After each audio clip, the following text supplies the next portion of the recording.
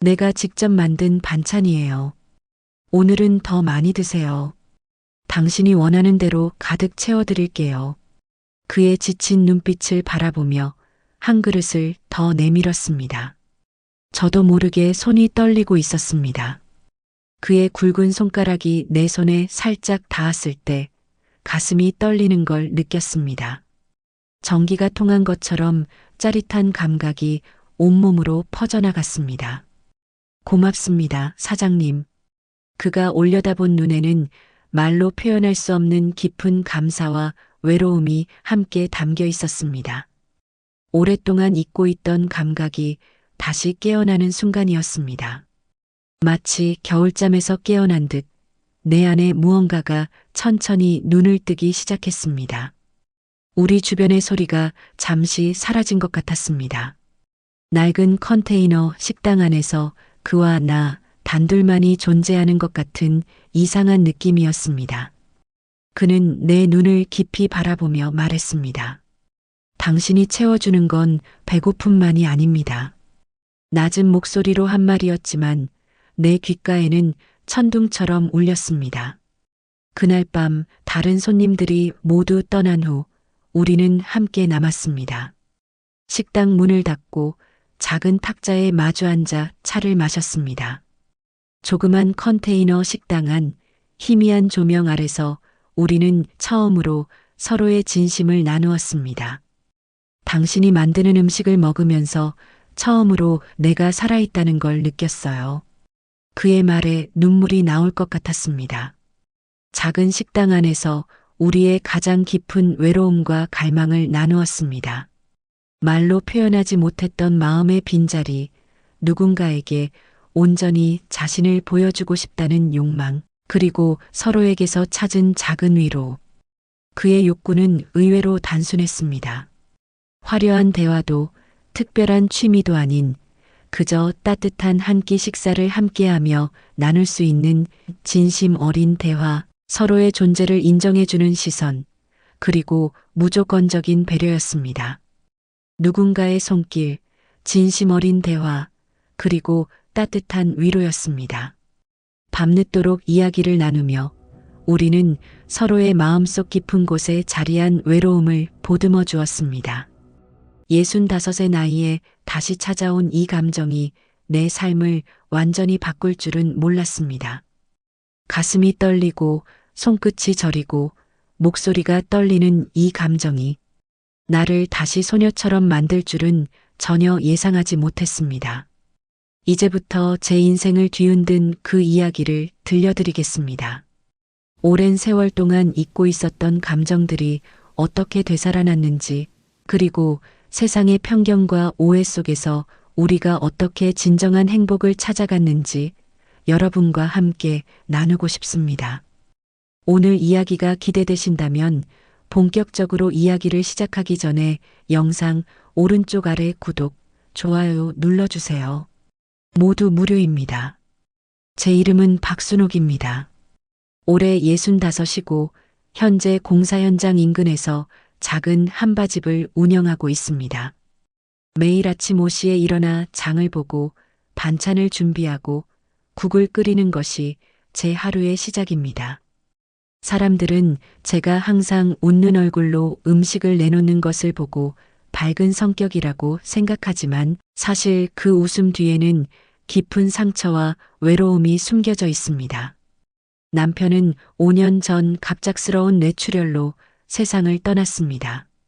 당시 우리는 작은 반찬 가게를 함께 운영하고 있었습니다. 그날도 평소와 다름없이 아침에 일어나 함께 가게를 준비했습니다. 남편은 김치를 담그기 위한 배추를 씻고 있었고 저는 반찬을 만들고 있었죠. 여보, 오늘 날씨가 좋네. 저녁에 같이 산책 갈까? 그것이 남편의 마지막 말이었습니다. 갑자기 쓰러진 남편을 안고 병원으로 달려갔지만 이미 때는 늦었습니다. 30년을 함께한 사람이 그렇게 순식간에 내 곁에서 사라졌습니다. 딸 하나는 캐나다에서 가정을 꾸리고 있어 1년에 한 번 보기도 힘듭니다. 화상통화로 얼굴을 보는 것이 전부죠. 처음에는 딸이 한국으로 돌아오라고 권했지만 저는 거절했습니다. 딸이 행복한 곳에서 자신의 삶을 살기를 바랐으니까요. 엄마, 혼자 지내기 힘들면 언제든지 이리로 와요. 우리랑 같이 살아요. 아니, 엄마는 괜찮아. 너희 가정을 꾸려가는 게 더 중요해. 엄마는 여기서 잘 지내고 있으니 걱정 말거라. 전화기를 내려놓고 울었던 밤이 얼마나 많았는지 모릅니다. 평생 가정주부로 살아왔던 저는 남편이 떠난 후 막막한 현실 앞에 서게 되었습니다. 반찬 가게는 더 이상 운영할 수 없었습니다. 혼자서는 감당하기 힘든 일이었고 무엇보다 남편의 흔적이 너무 많이 남아 있어 가게에 가는 것 자체가 고통이었습니다.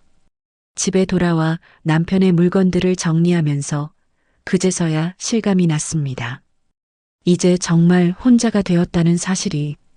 화장실 선반 위에 남겨진 아침마다 그가 쓰던 면도기, 옷장 한편에 정갈하게 걸려있는 그의 셔츠들, 책상 위에 도수 높은 돋보기, 모든 것이 그대로인데 그만 사라져버린 세상. 처음에는 하루 종일 집에만 있었습니다. 정말 문 밖으로 나가지 않았습니다. 텅 빈 집, 울리지 않는 전화, 아무도 기다리지 않는 식탁. 혼자 먹는 밥이 얼마나 맛없는지, 혼자 마시는 차가 얼마나 쓴지 그때서야 알게 되었습니다. 여보, 당신 없이 어떻게 살아가야 할지 모르겠어요. 매일 밤 남편의 사진을 보며 눈물을 흘렸습니다. 날이 갈수록 점점 움츠러들고 세상과 단절되는 기분이었습니다. 친구들의 연락도 차츰 줄었고 이웃과의 교류도 거의 없었습니다. 아침에 일어나는 것조차 힘든 날들이 계속되었습니다. 우울증이 찾아왔고 병원에서는 약을 처방해 주었지만 마음의 공허함은 채워지지 않았습니다. 박순옥 씨, 약도 중요하지만 일상의 변화도 필요해요. 뭔가 새롭게 시작해보면 어떨까요? 의사 선생님의 말씀이 귓가에 맴돌았습니다. 집안에 있으면 온통 남편 생각뿐이었습니다. 매일같이 함께했던 공간, 추억이 깃든 모든 물건들이 그리움을 더 크게 만들었습니다. 어느 날 문득 깨달았습니다. 이렇게 살다간 정말 무너져버릴 것 같았습니다. 창문 너머로 보이는 세상은 계속해서 흘러가고 있었는데 저만 멈춰 있었습니다. 이렇게 살면 안 돼. 남편도 내가 이렇게 사는 걸 원하지 않을 거야. 뭔가 다시 시작해야 해. 남편과 함께 운영하던 작은 반찬 가게에서 배운 요리 솜씨를 살려 무언가를 시작해야겠다고 마음먹었습니다. 요리는 제가 가장 잘하는 일이었고 누군가에게 맛있는 음식을 대접하는 것은 저에게 항상 기쁨이었습니다. 사람들에게 맛있는 음식을 대접하며 살아보자. 그것이 제가 새롭게 시작한 삶의 이유였습니다. 남편의 보험금과 적금으로 작은 컨테이너를 임대했습니다. 처음부터 큰 식당은 엄두도 낼 수 없었고 혼자서 감당할 수 있는 규모여야 했습니다. 컨테이너를 식당으로 개조하는 과정은 쉽지 않았습니다. 작은 주방 시설을 설치하고 음식을 내어놓을 테이블을 놓고 의자를 배치하는 모든 과정을 혼자 했습니다. 강 씨, 뭐 하는 중이세요? 혼자서 다 하시려고요? 옆 건물 경비 아저씨가 걱정스럽게 물었습니다. 네, 괜찮아요. 제가 할 수 있어요. 입으로는 그렇게 말했지만 사실 모든 것이 낯설고 두려웠습니다. 작은 컨테이너 안에서 혼자 울면서도 포기하지 않았습니다.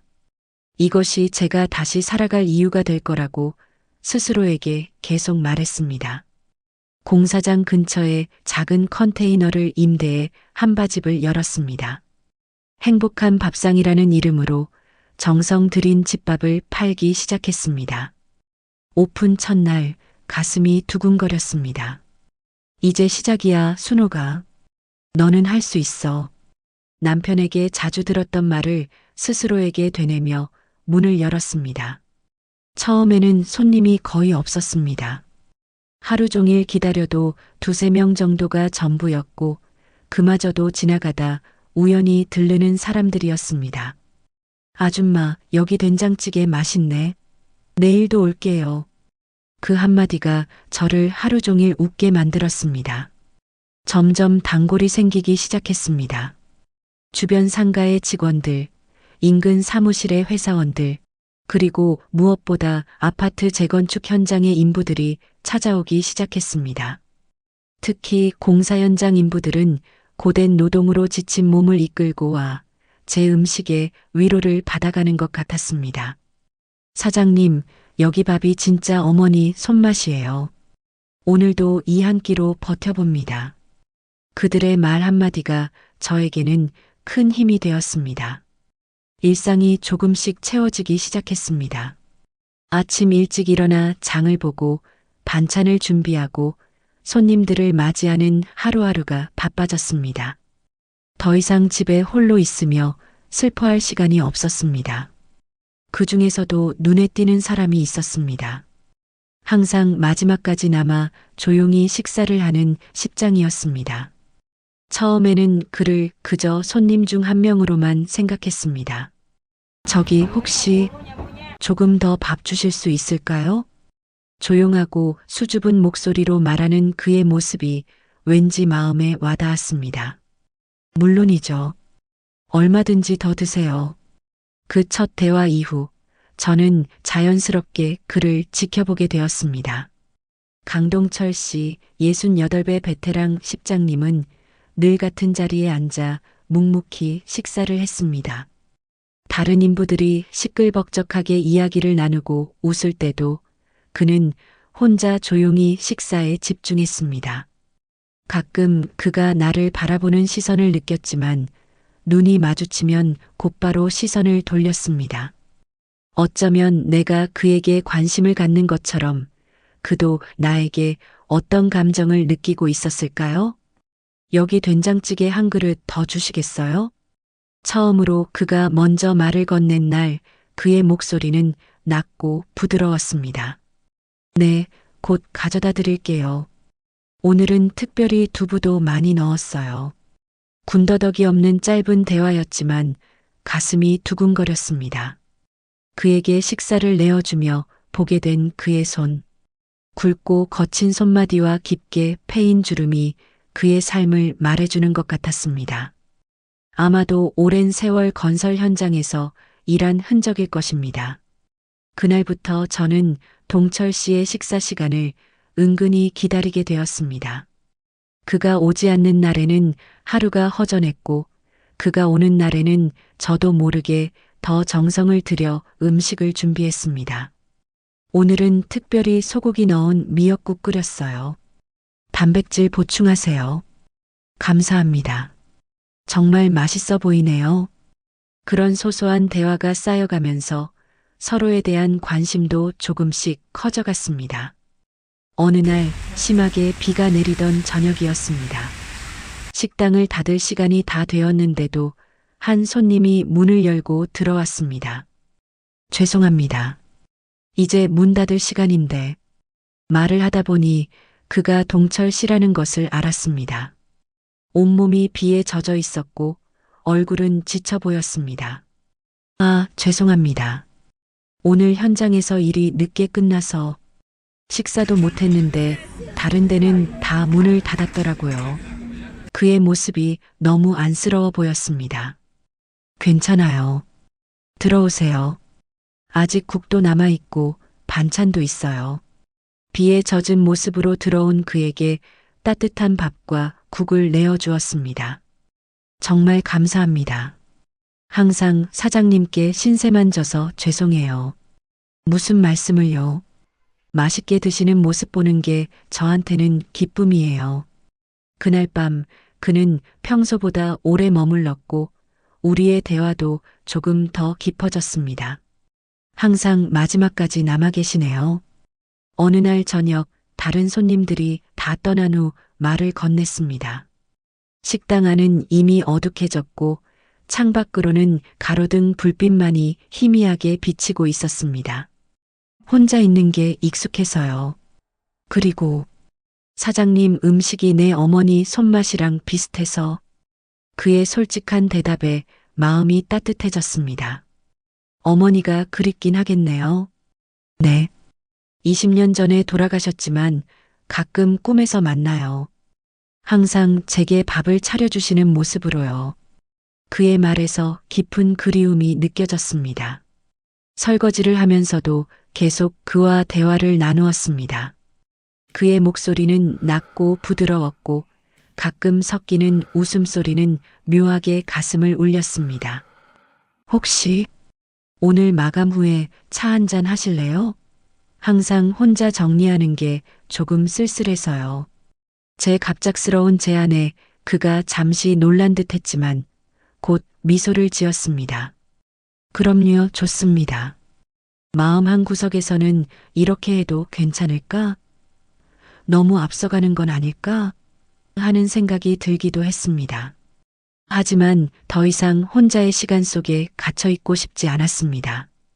그날부터 우리는 종종 마감 후 차를 마시며 이야기를 나누었습니다. 처음에는 조심스럽고 어색했지만 점차 서로에게 마음을 열게 되었습니다. 사장님은 어떻게 이 일을 시작하게 되셨어요? 남편이 5년 전에 갑자기 돌아가셨어요. 그동안 집에만 있다가 뭔가 다시 시작해야겠다는 생각이 들어서요. 많이 힘드셨겠네요. 저도 15년 전에 아내를 잃었어요. 암이었죠. 그제서야 알게 되었습니다. 우리가 비슷한 상처를 갖고 있다는 것을. 동철 씨는 30년 넘게 건설 현장에서 일해온 베테랑이었습니다. 햇볕과 바람에 단단해진 그의 피부, 거친 손마디, 깊게 패인 이마의 주름이 그의 인생을 대변하고 있었습니다. 처음엔 단순 노무자로 시작했어요. 벽돌 나르고 시멘트 비비고 그러다 조금씩 기술을 배우고 경험이 쌓이면서 10장까지 올라왔죠. 그의 자랑스러운 눈빛이 인상적이었습니다.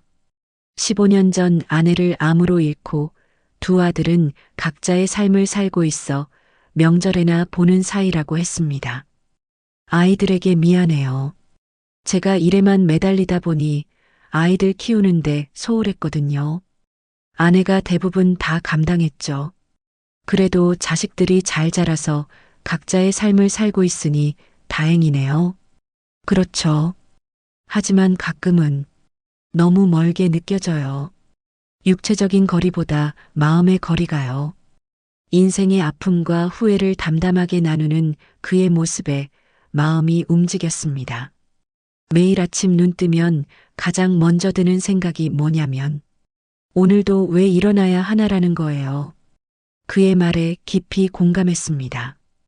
저도 남편이 떠난 후 같은 생각을 매일 했으니까요. 저도 그랬어요. 매일 아침 눈을 뜨는 것조차 고통스러웠죠. 하지만 이제는 조금 달라졌어요. 뭐가 달라졌나요? 오늘 여기서 누구를 만날지, 어떤 음식을 준비할지 생각하면서 기대감이 생겼어요. 우리의 눈빛이 마주쳤고 서로의 마음을 읽는 순간이었습니다. 그날 밤 동철 씨가 식당을 나서며 조심스럽게 물었습니다. 내일도 마감 후에 차 한잔 할 수 있을까요? 네, 기다리고 있을게요. 시간이 지날수록 우리의 대화는 더 깊어졌습니다. 서로의 아픔, 외로움, 그리고 작은 기쁨들을 나누었습니다. 어느새 저는 동철 씨를 만나는 날을 기다리게 되었고, 그도 마찬가지인 것 같았습니다. 요즘 현장에 오면 발걸음이 가벼워졌어요. 일이 끝나면 여기 올 수 있다는 생각 때문에 그의 말에 가슴이 따뜻해졌습니다. 어느 날은 제가 허리를 다쳐 움직이기 힘들었습니다. 그날은 식당을 닫을까 생각했지만 동철 씨를 만날 수 없다는 생각에 무리해서 문을 열었습니다. 사장님, 괜찮으세요? 많이 아프신 것 같은데. 동철 씨가 걱정스러운 눈빛으로 물었습니다. 아니에요. 그냥 허리를 좀 삐끗해서. 제가 도와드릴게요. 앉아 계세요. 그날 저녁 동철 씨는 퇴근 후 식당에 와서 제 일을 많이 도와주었습니다. 설거지를 하고 바닥을 닦고 음식을 나르는 일까지. 이러시면 안 되는데. 손님인데. 손님이 아니라 친구죠. 서로 돕는 게 당연하잖아요. 친구. 그 말이 왠지 낯설면서도 따뜻하게 느껴졌습니다. 다음 날은 쉬어야 한다며 약까지 사다 주었습니다. 그의 진심 어린 걱정에 마음이 더욱 열렸습니다. 순옥 씨가 만드는 음식을 먹으면서 이런 생각을 했어요. 아, 이게 살아있는 이유구나 하고요. 어느 날 밤 그가 문득 제 이름을 부르며 한 말이었습니다. 그의 말에 가슴이 떨렸습니다. 처음으로 그가 제 이름을 불렀고 그의 목소리에서 진심이 느껴졌습니다. 오랜만에 누군가에게 필요한 사람이 된다는 것, 그것이 얼마나 소중한지 새삼 느꼈습니다. 동철 씨도 제게 그런 존재예요. 매일 아침 일어나는 이유가 되어주셨어요. 처음으로 제 마음을 솔직하게 표현했습니다. 한바집을 연지 6개월째 되던 날, 우리는 조그만 축하 자리를 마련했습니다. 동철 씨가 막걸리를 한 병 가져왔고, 저는 집에서 특별히 전을 부쳐왔습니다. 6개월 동안 정말 수고 많으셨어요. 앞으로도 오래오래 계속되길 바랍니다. 동철 씨가 있어서 가능했어요. 매일 와주시고 응원해주시고. 그날 밤 우리는 처음으로 손을 잡았습니다. 막걸리 한 잔에 살짝 취한 기분도 있었지만 그보다는 서로에 대한 마음이 더 큰 용기를 주었습니다. 순옥 씨, 우리 이대로 계속 함께 할 수 있을까요? 그의 말에 눈물이 나왔습니다. 네, 함께해요. 이제는 혼자가 아니라 둘이 함께. 그렇게 우리의 관계는 더욱 깊어졌고 서로에게 특별한 존재가 되어갔습니다. 어느 날 아침 일찍 가게를 준비하던 중 문 앞에 붙은 쪽지를 발견했습니다. 낯선 글씨체로 쓰인 쪽지의 내용을 읽는 순간 온몸이 얼어붙는 것 같았습니다. 노인네들이 꼴불견이다. 남자들 깨어서 뭐 하는 거야? 온몸에 소름이 돋았습니다. 떨리는 손으로 재빨리 쪽지를 떼어 구겨버렸습니다. 누군가 우리를 지켜보고 있었고 왜곡된 시선으로 판단하고 있었습니다. 대체 누가 이런 짓을? 그날 하루 종일 불안했습니다. 식당에 들어오는 모든 손님을 유심히 살폈고 누가 그런 쪽지를 붙였을지 의심스러운 눈길로 살펴보았습니다. 동철 씨가 평소처럼 퇴근 후 식당에 왔을 때도 평소와 달리 무거운 분위기가 감돌았습니다. 무슨 일 있어요? 안색이 안 좋네요. 그의 걱정스러운 물음에 결국 쪽지 이야기를 털어놓았습니다. 아마 현장 사람들 중 누군가 소문을 퍼뜨린 것 같아요. 제가 들었는데 한바집 여주인이 나이든 인부들의 욕구를 채워준다는 식으로요. 말하면서도 얼굴이 화끈거렸습니다. 이런 오해를 받는다는 것이 너무 수치스러웠습니다. 동철 씨의 얼굴이 굳어졌습니다. 말도 안 되는 소리. 누가 그런 소문을. 그의 목소리에 분노가 묻어났습니다. 이런 소문이 언제부터 돌았는지 최근에 젊은 인부들 사이에서 수군거리는 소리를 들었어요. 처음에는 무시했는데 점점 더 심해지는 것 같아요.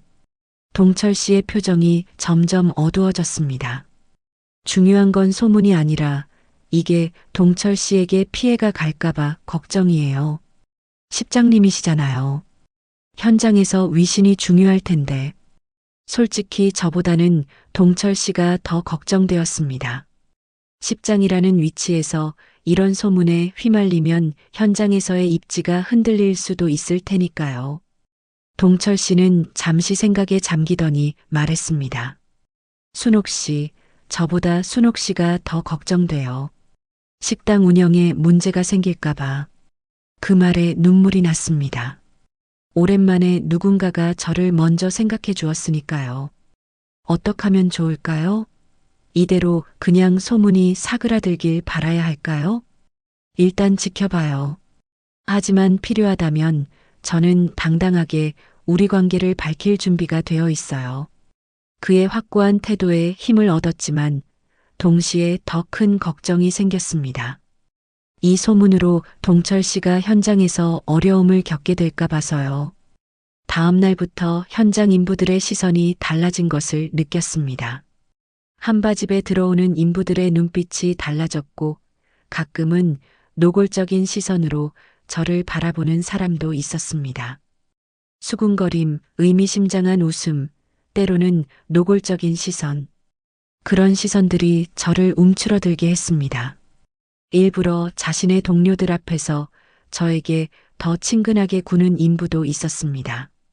사장님, 오늘 반찬 정말 맛있네요. 특별히 저한테만 더 주세요. 네. 그런 말에 다른 인부들이 킥킥거리며 웃는 모습에 가슴이 무너져 내렸습니다. 장사는 점점 줄어들었습니다. 일부 인부들은 더 이상 한바집에 오지 않았고 오더라도 예전처럼 편안한 분위기가 아니었습니다. 동철 씨도 앞에서는 평소와 다름없이 대했지만 다른 사람들 앞에선 거리를 두는 것 같았습니다. 더 이상 마감 후 차를 마시며 이야기를 나누는 시간도 줄어들었습니다. 어느 날 젊은 인부 하나가 다가와 살짝 말을 걸었습니다. 사장님, 혹시 영업 끝나고 개인적으로 만날 수 있을까요? 제가 듣기로는 그의 말에 충격을 받았습니다. 이런 오해가 얼마나 깊어진 걸까요? 그저 음식을 정성껏 만들어 대접하고 동철 씨와 진심 어린 감정을 나누었을 뿐인데 어떻게 이런 오해를 받게 된 걸까요? 죄송합니다만 그런 일은 없어요. 다시는 그런 말씀 마세요. 단호하게 거절했지만 마음은 이미 상처받았습니다. 그날 밤 처음으로 동철 씨에게 먼저 연락했습니다. 평소에는 그가 먼저 연락하는 경우가 많았는데 이번에는 제가 먼저 전화를 걸었습니다. 동철 씨, 무슨 일 있나요? 오늘 안 오셨길래. 아, 오늘은 현장에서 일이 좀 길어져서요. 죄송해요, 순옥 씨. 그의 목소리에서 무언가 숨기는 듯한 느낌이 들었습니다. 혹시 소문 때문에 부담되시나요? 잠시 침묵이 흘렀습니다. 조금은 그래요. 오늘 현장 소장님이 저를 불렀어요. 요즘 좀 조심하라고. 가슴이 철렁 내려앉았습니다. 당분간 우리 만남을 줄이는 게 좋겠어요. 소문이 너무 심해져서 동철 씨도 피해를 볼까봐 걱정돼요. 말하면서 눈물이 났습니다. 그게 정말 순옥 씨가 원하는 거예요? 원하는 게 아니라 어쩔 수 없이 그래야 할 것 같아요. 전화를 끊고 나서 한참을 울었습니다. 오랜만에 찾은 행복이 이렇게 쉽게 흔들리다니 너무 서글펐습니다. 일주일이 지났습니다. 식당은 예전처럼 북적이지 않았고 동철 씨도 자주 오지 않았습니다. 가끔 와도 다른 인부들과 함께 와서 조용히 식사만 하고 갔습니다. 그가 식당을 나갈 때마다 우리의 눈빛이 마주쳤지만 더 이상 예전처럼 따뜻한 대화를 나눌 수 없었습니다. 마음이 너무 아팠습니다. 늦은 나이에 찾은 소중한 인연인데 이렇게 남의 시선 때문에 숨어야 한다는 것이 너무 억울했습니다. 이렇게 관계를 숨기는 게 맞는 걸까? 우리가 무슨 잘못을 했다고 이렇게 숨어야 할까? 밤마다 그런 생각으로 잠을 이루지 못했습니다. 동철 씨도 많이 힘들어 보였습니다. 예전보다 얼굴색이 안 좋아졌고 눈 밑에 다크서클도 짙어졌습니다. 괜찮으세요? 많이 피곤해 보여요. 네, 괜찮아요. 요새 현장이 좀 바빠서 짧은 대화만 나누고 헤어지는 날들이 계속되었습니다. 그러던 어느 날 현장에서 큰 사고가 났다는 소식을 들었습니다. 점심시간 갑자기 한 인부가 식당으로 뛰어들어왔습니다. 사장님, 큰일 났어요.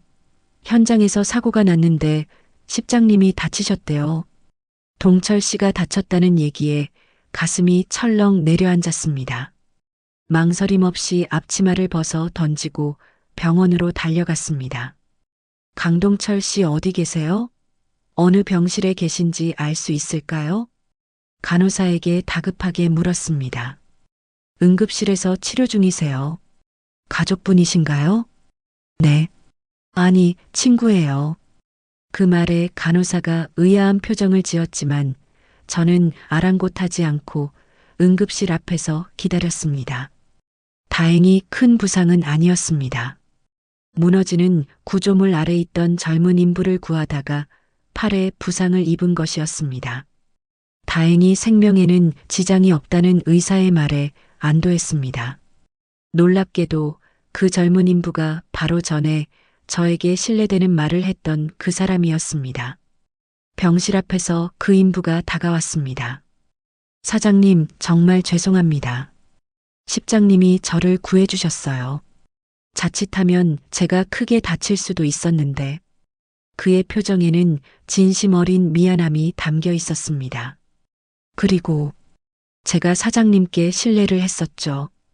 십장님이 모든 걸 말씀해 주셨어요. 두 분이 서로 의지하며 지내는 사이라는 것, 그리고 그게 전혀 부끄러운 일이 아니라는 것을요. 그의 말에 놀랐습니다. 동철 씨가 누군가에게 우리 관계를 인정한 건 처음이었으니까요. 사실 저희가 퍼뜨린 소문 때문에 두 분이 힘들어 하신 거 알고 있어요. 정말 죄송합니다. 십장님이 저 구해주시면서 그러시더라고요. 진짜 중요한 건 나이가 아니라 진심이다라고. 그 말을 들으니 눈물이 왈칵 쏟아질 것 같았습니다.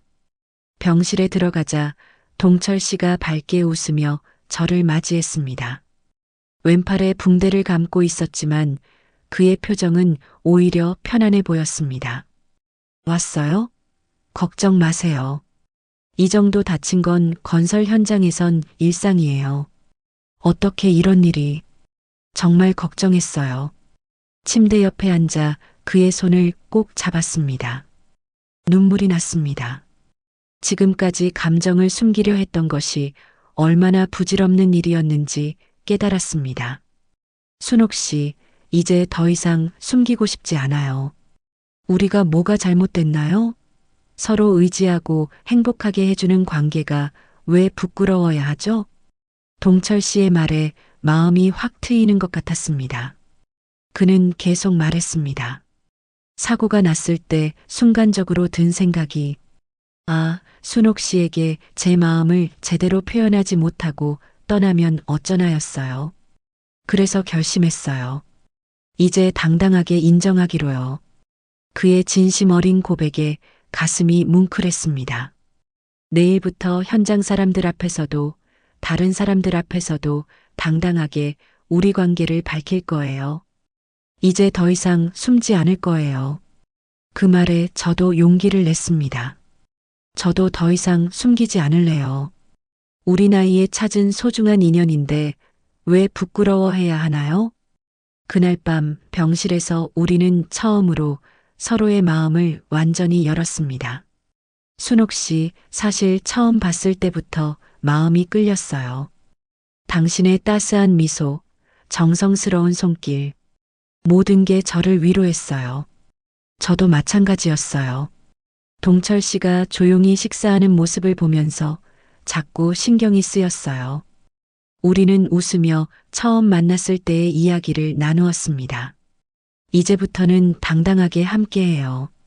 세상의 시선 따위 더 이상 신경 쓰지 말아요. 병실 창문 너머로 보이는 별빛 아래 우리는 새로운 시작을 약속했습니다. 동철 씨가 태어난 날 우리는 함께 식당으로 돌아왔습니다. 그의 부상 소식을 들은 현장 인부들이 모여 그를 환영했고 놀랍게도 많은 사람들이 우리를 응원해 주었습니다. 십장님 축하드립니다. 사모님 정말 좋은 분이세요. 사장님 이제 공개적으로 인정하셨네요. 응원합니다. 처음에는 어색했지만 곧 따뜻한 축하와 지지 속에서 우리는 편안함을 느꼈습니다. 소문을 퍼뜨렸던 젊은 인부들도 진심으로 사과했습니다. 정말 죄송합니다. 저희가 어리석었어요. 두 분이 정말 행복하셨으면 좋겠습니다. 그날부터 식당은 다시 활기를 찾았습니다. 오히려 전보다 더 많은 사람들이 찾아왔고 우리의 이야기가 주변으로 퍼지면서 응원의 메시지도 늘어났습니다. 우리 나이에도 새로운 사랑이 찾아올 수 있다니 정말 희망이 되네요. 두 분 보면 저도 용기가 생겨요. 식당은 단순히 음식을 먹는 공간을 넘어 사람들이 위로와 희망을 얻어가는 장소가 되었습니다. 동철 씨는 현장에서 은퇴를 결심했고 저와 함께 식당을 운영하기로 했습니다. 30년 넘게 해온 건설 일을 그만두는 것이 쉬운 결정은 아니었지만 이제는 새로운 삶을 시작하고 싶다고 했습니다. 이제 제 나이도 있고 몸도 예전 같지 않아요. 그리고 무엇보다 순옥 씨와 함께하는 시간이 더 소중해요. 그의 손재주로 식당을 조금 더 크게 리모델링했습니다. 낡은 컨테이너를 개조하고 작은 테라스도 만들었습니다. 메뉴도 다양하게 추가했고 인테리어도 더 아늑하게 바꿨습니다. 이제 동순이네 행복한 밥상으로 간판을 바꿀까요? 동철 씨가 제안했을 때 웃음이 나왔습니다. 그의 동자와 제 이름의 순자를 합친 이름이었습니다. 정말 좋은 이름이네요. 우리의 새로운 시작을 알리는 이름으로 딱이에요. 그렇게 식당 이름도 바뀌고 우리의 관계도 공식적으로 알려졌습니다. 조금씩 우리의 관계는 더 깊어졌습니다. 식당 일을 함께하며 서로를 더 많이 알아가고 어떻게 하면 상대를 더 행복하게 해줄 수 있을지 고민했습니다. 동철 씨는 제게 프로포즈했고 우리는 작은 결혼식을 올렸습니다. 특별한 이벤트 없이 가족들과 가까운 지인들만 초대해 소박하게 진행했습니다. 두 분의 결합을 축하합니다. 늦은 나이에 찾은 행복이 더욱 오래 지속되길 바랍니다. 주례사의 말에 모두가 박수를 쳤고 우리는 서로를 바라보며 미소 지었습니다. 딸아이는 캐나다에서 비행기를 타고 와서 축하해 주었습니다. 처음에는 엄마의 재혼 소식에 놀랐지만 직접 동철 씨를 만나보고 난 후 마음이 풀어졌습니다. 엄마, 정말 행복해 보여요. 처음 소식 들었을 때는 걱정했는데 이제 안심이 돼요. 동철 아버님이 엄마를 정말 아끼시는 게 느껴져요. 딸의 축복에 눈물이 났습니다. 동철 씨의 아들들도 처음에는 어색해했지만 결국 우리의 행복을 인정해 주었습니다. 큰아들은 여전히 조금 서먹한 느낌이었지만 작은아들은 적극적으로 축하해 주었습니다. 아버지가 이렇게 행복한 모습은 오랜만에 봐요. 새어머니, 아버지 잘 부탁드립니다. 결혼식 후 우리는 작은 신혼여행을 떠났습니다. 강원도의 조용한 펜션에서 3일을 보내며 앞으로의 계획과 꿈에 대해 이야기했습니다. 어머니, 아버님이 떠나신 후 이렇게 활기찬 모습은 처음 봐요. 정말 행복해 보이세요. 딸의 말에 마음이 따뜻해졌습니다. 내 어머니가 나를 다시 살게 해줬어. 정말 감사한 일이지. 동철 씨가 딸에게 말하는 모습을 보며 가슴이 벅차올랐습니다. 우리의 새로운 삶이 시작되었습니다. 함께 아침에 일어나 식당을 준비하고 서로의 건강을 챙기며 저녁에는 하루 일과를 나누는 소소한 행복이 쌓여갔습니다. 때론 의견 차이로 다툴 때도 있었지만 대화로 풀어나가며 서로를 더 깊이 이해하게 되었습니다. 동철 씨, 오늘 된장국에 소금이 좀 많이 들어간 것 같아요. 아, 미안해요. 내일은 더 조심할게요. 서로의 잘못을 너그럽게 받아들이고 함께 성장해 나가는 과정이 행복했습니다. 그렇게 우리는 서로에게 의지하며 늦은 나이에 시작된 사랑을 키워나갔습니다. 그로부터 2년이 지났습니다. 동순이네 행복한 밥상은 인근에서 꽤 유명한 식당이 되었습니다. 공사 현장 인부들뿐만 아니라 동네 주민들도 자주 찾는 곳이 되었지요. 특히 중년 부부들이나 노년층의 단골 손님이 많아졌습니다. 우리의 이야기가 입소문을 타면서 비슷한 처지에 있는 사람들에게 위로와 용기를 주게 된 것 같았습니다. 사장님들 덕분에 저도 용기를 냈어요. 오랫동안 혼자 살다가 지난달에 재혼했답니다. 두 분 보면 희망이 생겨요. 나이 들어서도 행복할 수 있다는 그런 말들을 들을 때마다 가슴이 뭉클해졌습니다. 우리는 작은 아파트에서 함께 살며 매일 아침 함께 일어나 커피를 마시고 함께 일하고 저녁에는 서로의 하루를 나누는 소소한 행복을 누리고 있습니다. 식당 일은 힘들지만 함께하기에 즐거웠습니다. 순옥 씨, 오늘 된장찌개 정말 맛있었어. 특별한 비법이라도 있어? 비법이 뭐가 있겠어요? 그냥 우리 동철 씨 생각하면서 정성껏 만들었을 뿐이지. 서로를 바라보며 나누는 미소가 하루의 피로를 씻어주었습니다. 서로의 건강을 챙기고 취미를 공유하며 나이 드는 과정도 함께하는 동반자가 생겼다는 것이 얼마나 큰 축복인지 매일 깨닫습니다. 동철 씨는 목공 취미를 시작했고 저는 반찬 만들기 클래스를 열어 지역 주민들에게 요리를 가르치기 시작했습니다. 순옥 씨, 이번에 만든 책장 어때요? 마음에 들어요? 정말 솜씨가 좋아지셨네요. 전문가처럼 만드셨어요. 서로의 성장을 응원하고 함께 발전해 나가는 과정이 무척 행복했습니다. 가끔 젊은 커플들이 우리를 보고 미소 짓기도 합니다. 60이 넘은 나이에 함께 일하고 서로를 바라보는 눈빛이 사랑으로 가득한 모습이 신기한가 봅니다. 나중에 우리도 저렇게 나이 들고 싶어요. 그런 말을 들을 때마다 우리의 사랑이 누군가에게 좋은 본보기가 된다는 사실에 감사함을 느꼈습니다. 건강 문제도 있었습니다. 동철 씨는 허리 디스크로 한동안 고생했고 저는 고혈압 진단을 받았습니다. 하지만 서로 돌보며 건강 관리에 더 신경 쓰게 되었습니다. 약 드셨어요? 오늘은 소금 적게 넣었어요. 허리 스트레칭 하셨어요? 제가 도와드릴게요. 세심한 돌봄과 사랑 속에서 건강도 조금씩 나아졌습니다. 딸과 사위, 그리고 2살배기 손녀가 한국을 방문했을 때는 정말 행복했습니다. 우리 집에 머물며 보낸 2주간의 시간은 꿈 같았습니다. 엄마, 정말 행복해 보여요.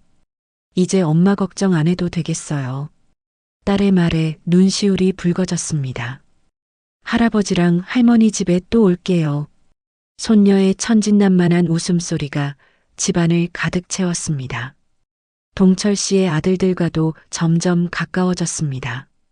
처음에는 서먹서먹했지만 시간이 지나면서 서로를 이해하고 받아들이게 되었습니다. 새어머니, 이번 추석에는 저희 집에 오세요. 아이들이 할아버지, 할머니 보고 싶어 해요. 가족의 울타리가 넓어지는 기쁨을 느꼈습니다. 어느 날 식당에 젊은 부부가 찾아왔습니다. 남편이 건설 현장 관리자로 일하게 되었는데 현장 인부들이 추천해줬다고 했습니다. 사장님들 이야기 들었어요. 정말 아름다운 러브 스토리라고요. 저희도 나중에 그렇게 나이 들고 싶어요. 그들의 진심 어린 말에 가슴이 따뜻해졌습니다. 그날 저녁 동철 씨와 나란히 앉아 별을 바라보며 이야기했습니다. 옥상에 작은 테이블과 의자를 놓고 조용히 별을 보며 대화하는 것이 우리의 소소한 취미가 되었습니다. 우리 이야기가 사람들에게 희망이 된다니 신기하죠? 그러게요. 이 나이에 새로운 시작을 할 수 있다는 걸 보여주니까요. 동철 씨가 내 손을 꼭 잡으며 말했습니다. 순옥 씨, 당신이 내 인생에 들어와서 정말 행복해요. 당신이 채워준 건 단순히 배고픔이 아니었어요. 내 영혼의 빈자리였어요. 제 눈에 눈물이 고였습니다. 모든 어려움을 이겨내고 지금 이 순간 이 사람과 함께 있다는 것이 너무나 감사했습니다. 동철 씨, 저도 당신이 제 곁에 있어서 정말 다행이에요. 당신이 아니었다면 저는 여전히 혼자 집에 틀어박혀 외로워하고 있었을 거예요. 우리 앞으로도 쭉 이렇게 함께해요. 끝까지. 네, 끝까지 함께해요. 서로를 바라보며 미소 짓는 모습에서 우리는 진정한 행복을 찾았다는 것을 느꼈습니다. 가끔은 이렇게 생각합니다. 어쩌면 남편과 헤어진 것, 그리고 동철 씨의 아내가 먼저 떠난 것, 그 모든 아픔도 우리를 이곳으로 이끌기 위한 하나의 과정이었을지도 모른다고. 물론 그런 상실의 아픔은 여전히 가슴 한편에 자리하고 있습니다. 때로는 문득 남편 생각에 눈물이 나기도 하고 동철 씨도 가끔 전 부인의 꿈을 꾸었다고 말하기도 합니다. 하지만 이제 우리는 그 아픔을 함께 나누고 서로를 위로하며 새로운 행복을 만들어가고 있습니다. 우리의 이야기가 누군가에게 위로가 되길 바랍니다. 나이는 단지 숫자일 뿐 행복을 찾기에 늦은 때란 없다는 것을. 아무리 어두운 터널도 끝은 있기 마련이고 그 끝에는 새로운 빛이 기다리고 있다는 것을. 외로움에 지쳐 포기하려 했던 두 사람이 서로에게 기대어 새로운 인생을 시작한 이야기가 같은 상황에 처한 누군가에게 용기가 되길 진심으로 원합니다. 삶은 때로는 우리에게 잔인할 정도로 큰 상처를 줍니다. 그리고 그 상처는 절대 아물지 않을 것 같은 깊은 아픔으로 남기도 합니다. 하지만 시간이 지나고 용기를 내어 다시 한 걸음 내딛는다면 예상치 못한 곳에서 새로운 행복이 찾아올 수 있습니다. 저와 동철 씨의 삶이 그랬던 것처럼요. 혹시 지금 이 이야기를 듣고 계신 분들 중에도 인생의 황혼기에 외로움을 느끼고 계신다면 희망을 잃지 마세요. 당신의 행복을 기다리는 누군가가 어딘가에 있을지도 모릅니다. 그리고 그 행복을 찾기 위한 첫걸음은 바로 자신의 마음을 열어 세상을 향해 한 발짝 내딛는 용기입니다. 어쩌면 당신의 행복한 밥상은 바로 모퉁이를 돌면 만날 수 있을지도 모릅니다. 시청해 주셔서 감사합니다.